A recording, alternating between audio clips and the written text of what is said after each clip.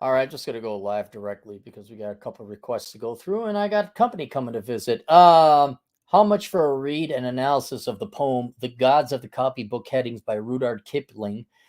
It's good stuff. This comes from our Italian agent in the field, and I said, okay, let me just go ahead and interpret it. And I'm not like Molyneux. I always get a kick. I like Molyneux.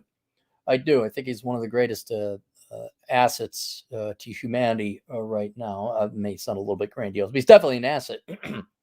But then he'll do dream interpretation. Everyone's got a port that the Empire didn't know in their Death Star. Everyone's got a port and an exhaust port in their Death Star. TFM, he's got his sex bots. Molyneux's got his dream interpretation. I'm sure I have one, but we're all blind to it. So, all right. So I'm going to try to do poem analysis because you paid me, and I'm a here. So, gods of the copybook headings. Okay, let's scroll through it. What are the foundation of our belief? History. See, I swear to God, there was a time in the internet you looked up, you got what you wanted. Now, well, you see, we're going to talk about this poem. I just want the poem. I just want the poem.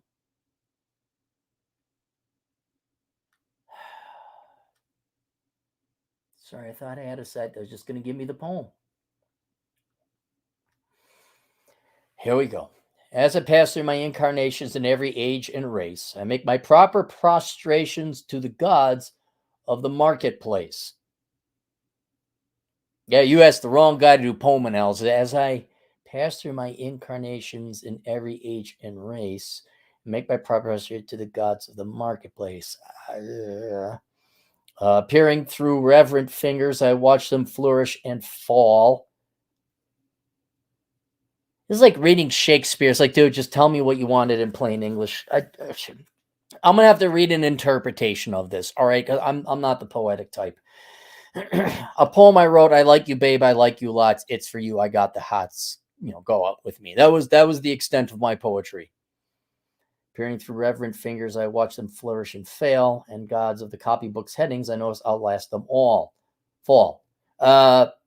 We were living in trees when they met us. They showed us each in turn that water would certainly wet us as fire would certainly burn, but we found them lacking in uplift, vision, and breadth of mind.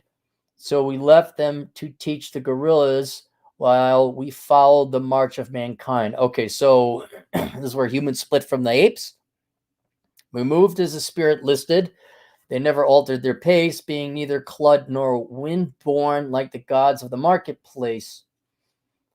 Is he talking about how we just go after self-financial interests? But they always caught up with our progress and presently word would come that a tribe had been wiped off its ice field or the lights had gone out in Rome. With the hopes that our world is built on, they were utterly out of touch. They denied that the moon was Stilton. They denied she was even Dutch. They denied that wishes were horses. They denied that a pig had wings. So we worship the gods of the market who promised these beautiful things. All right, now it's making sense. People want to believe lies, right? I got it now. That's the first sentence the guy wrote that made any sense. I think I'm with you now. When the Cambrian measures were forming, they promised perpetual peace. They swore if we gave them our weapons that wars of the tribes would cease. But when we disarmed, they told us and delivered us bound to our foe. And the gods of the copybook headings said, stick to the devil you know. I think the copybook headings, you mean journalists and authors. Pretty much the laziest scum of the earth, are we talking?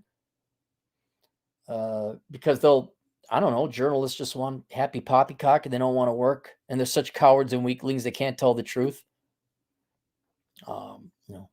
Like how not to be poor, don't have kids you can't afford. Ree!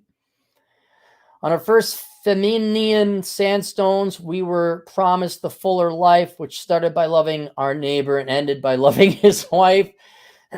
Till our women had no more children, and the men lost reason and faith, and the gods of the copybook heading said, the wages of sin is death. If the Carboniferous epoch were promised abundance, we were promised abundance for all by robbing selective Peter to pay for collective Paul. But though we had plenty of money, there was nothing our money could buy. And the gods of the copybook said, if you don't work, you die. Yeah, okay.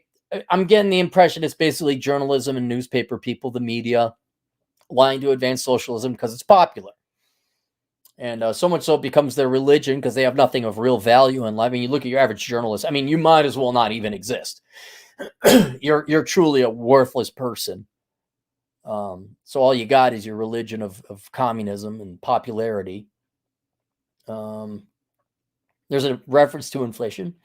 The gods in the marketplace tumbled, and the smooth-tongued wizards withdrew, and the hearts of the meanest were humbled and began to believe it was true, that all is not gold that glitters, and two make four, and the gods of the copybook headings limped up to explain it once more. As it will be in the future, it was the birth of man. There are only four things certain since social progress began, that the dog returns to his vomit, and the sow returns to her mire, and the burnt fool's bandaged finger goes wobbling back to the fire.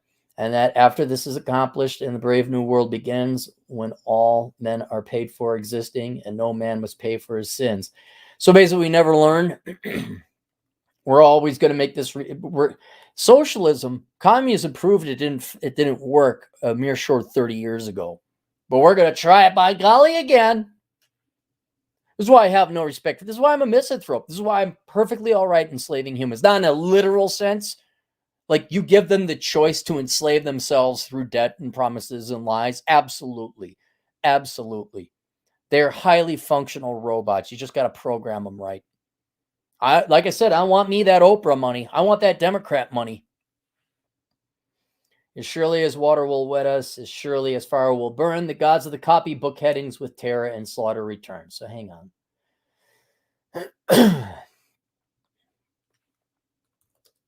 Does it mean?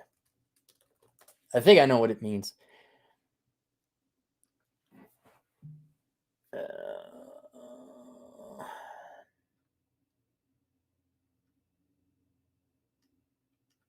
All right. Obviously, this is not going to help me. All right. Close, please. Thank you. All right. Let's go through this. The gods of the copybook poem, Kipling, characterized by biographers as a ferocious post-war eruptions, souring sentiment concerning the state of Anglo-European society. In the poem, Kipling's narrator counterposes the gods of the title, whom embody age-old, unfashionable wisdom, against the gods of the marketplace, who represent the habits of wishful thinking into which society has fallen in the earliest 20th century. The copybook headings to which the title refers to were proverbs or maxims, often drawn from sermons and scripture extolling the virtue and wisdom, that were printed at the top of pages of copybooks, especially notebooks used by 19th century British school children. The students had to copy the maxims repeatedly by hand down the page. Blah, blah, blah, blah, blah. Modern critical interpretation. Contrasts with the eternal wisdom of these commonplace texts with the fashionable and naive modern ideas of the marketplace, making oblique reference by way of puns of poetic references to older geological time periods. I see.